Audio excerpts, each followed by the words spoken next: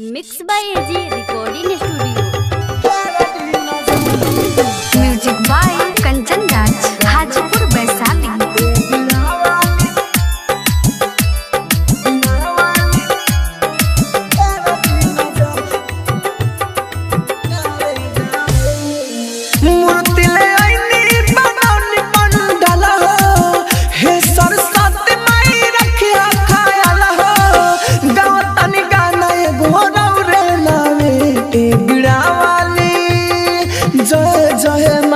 ए बीड़ा वाली फेर दी नजर हमर गाना बाजे गावे गावे।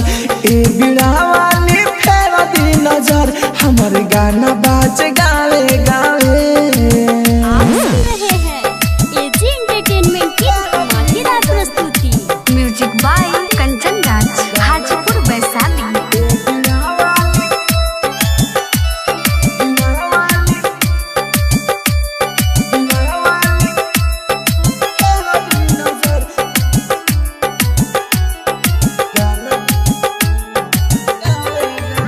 हमर के माई बना दे सुपर, हाथवा ध दी मोर माथवा के ऊपर।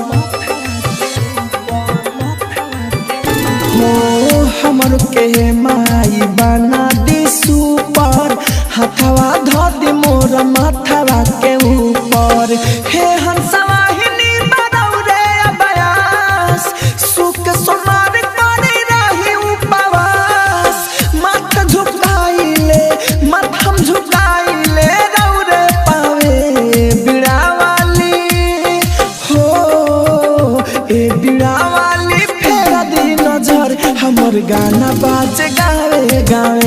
ए बीड़ा वाली फेर दी नजर हमर गाना बाजे गावे गावे। Mix by AG recording studio.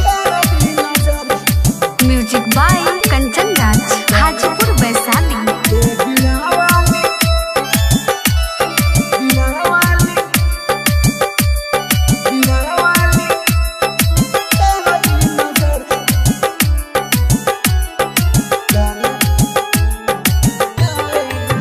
Writer Devendra कहे अमर जीत हो, राहुल के मन में भर संगीत हो।